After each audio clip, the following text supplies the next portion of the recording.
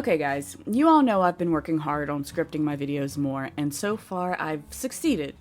Somewhat. But honestly, the script I created for today's anime review was boring. I felt bored writing it, I felt bored recording it, and I don't know, maybe well thought out essay style scripting just isn't my thing. While this is still scripted, it's mostly because there is chaos construction nearby, and you guys don't deserve that level of noise in one of my videos. I want something more organic, something more natural feeling, something more opinion and less, hey, this is what happened as a play-by-play. No one's grading me, and now that I've rambled for a little bit, got that out of my system, let's continue on with today's object of affection, the magical revolution of the reincarnated princess and the genius young lady. When my friends and I first saw the trailer for this one, we fondly dubbed it Magical Lesbian Revolution, but honestly, continuing on with that joke might actually do this show a disservice. While this does appear to be a love story between the two female leads, I feel like it's just as much a fantasy adventure anime deserving of the title. It's also an isekai,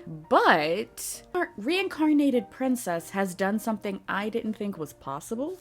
It took two plot ideas that are usually basic tropes, combined them, and then created something wonderful. This is both an isekai and a romance anime, but neither one of those things take the front line of the story. At its base, Reincarnated Princess, at least in the few episodes I've seen so far, is the story of a princess who was born without magic, something all nobles in this world seem to possess.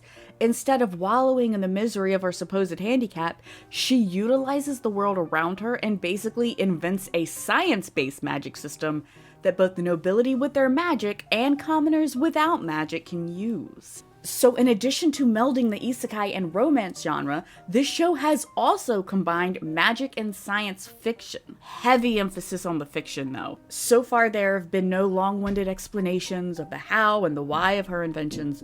We just know that it's a mix of her current world and the fragments of memories of wherever she was in her previous life. Because even though this is an isekai and she has been reincarnated, it's a little different from what we normally see in today's isekai. It used to be an isekai that if you were transported to another world, there was a reason for it. Like you were, I mean, yes, we know the whole hero summoned, blah, blah, blah, blah, blah. But like the plot of the story was about a person in modern day going to another world or another time. And the whole point of the story was them trying to figure out how to get back home and getting wrapped up in the adventures of that world while they went about it. Isekai today kind of make fun of that in a way. They took that older trope, flipped it around onto its head, and started like being meta about it, where the characters are aware of the story style that they're in. But what that did is it created carbon copy after carbon copy. There was no reason really to explore the world because you've already explored the world 10 times over. You have the same male character with the same haircut, with the same base personality line. But now that that style of isekai does seem to have been around for a while, we are once again beginning to see the trope being flipped on its head. In this case, with our reincarnated princess. She isn't the same person that was living before. She is the reincarnation. Think Kagome versus Kikyo, if you've seen Inuyasha. And honestly, our main character has more personality in her pinky toe than most Kirito lookalikes show in any season of those isekai combined. She basically just tromps around the kingdom doing what she pleases when she pleases. She's the first crown princess to the kingdom despite wanting to marry a woman? Fine! She yeets the crown to her younger brother. She doesn't have magic? Well, now, might as well use these fancy stone things to create flight using a broomstick. And when her brother decides to go all main character energy by publicly shaming his fiancée and breaking off their engagement, Anise literally Kool-Aid Man bursts through a window to sweep the now ex-fiancée off her feet and go, "This is mine now, okay, thanks, bye." I don't think I've experienced a main character that sweeps you along with their whims in quite this manner since I started watching One Piece and discovered Luffy. Actually, you know what? Headcanon. Anise is Luffy reincarnated, except with the sex drive, and she's female now. Look, it's a headcanon for a reason, but hey, she is reincarnation, who knows? Maybe that's how she has all this knowledge, because in a past life, she lived in a world with gum fruit. Eh? headcanons are headcanons for a reason, guys. Anyway, believe it or not, despite how much I adore this main character, she isn't the only person worth talking about in this show. The other female lead, Yuffie, is a softer, more perplexed foil to Anise. This makes sense as she's lived her entire life prepping to become a queen and is now trying to figure out what to do since she's not going to become one. If you are or were the gifted and talented kid in school that burnt out later in life and now watch anime to feel something again, you might resonate with Yuffie.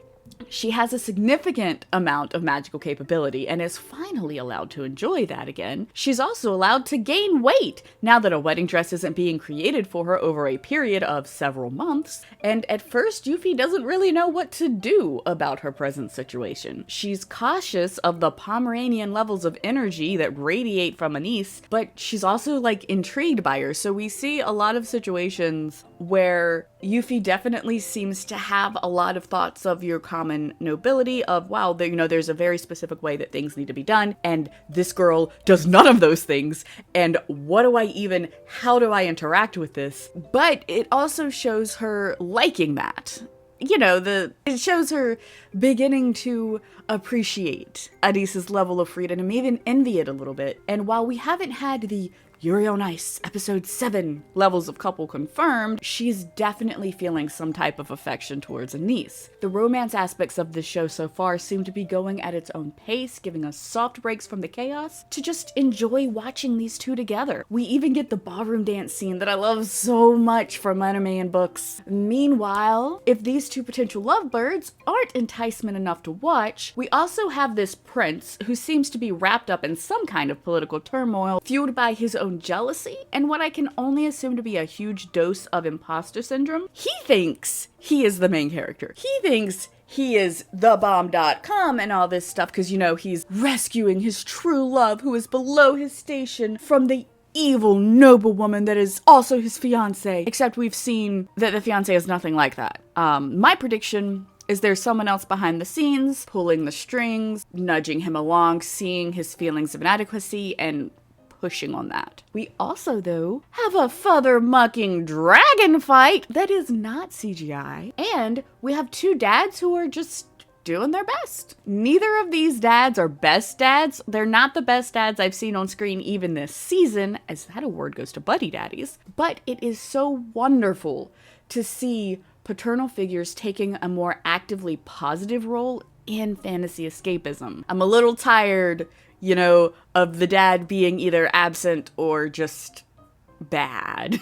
These guys, they might not always get it right, but it is apparent that they love their kids. And it makes for some really cute, if not super awkward scenes. And now I know I've been gushing about this show a lot, but there are some things not to love as well, as this isn't a perfect anime by far. The pacing can be a little lackluster, sometimes falling dangerously close to cute girls doing cute things instead of adventure romance.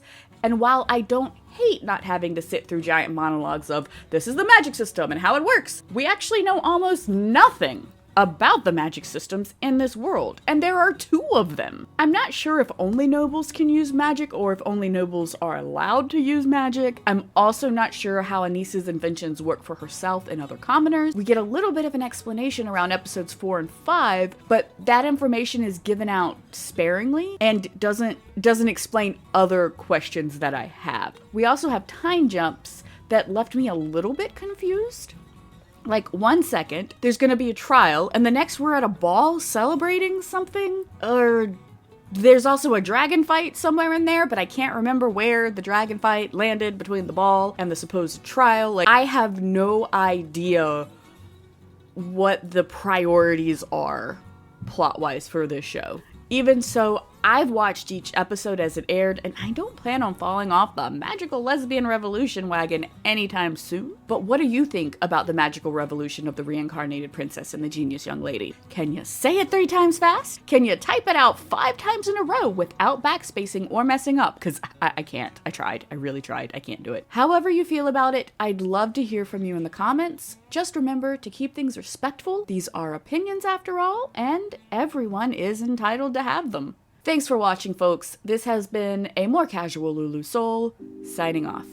Okay, thanks, bye!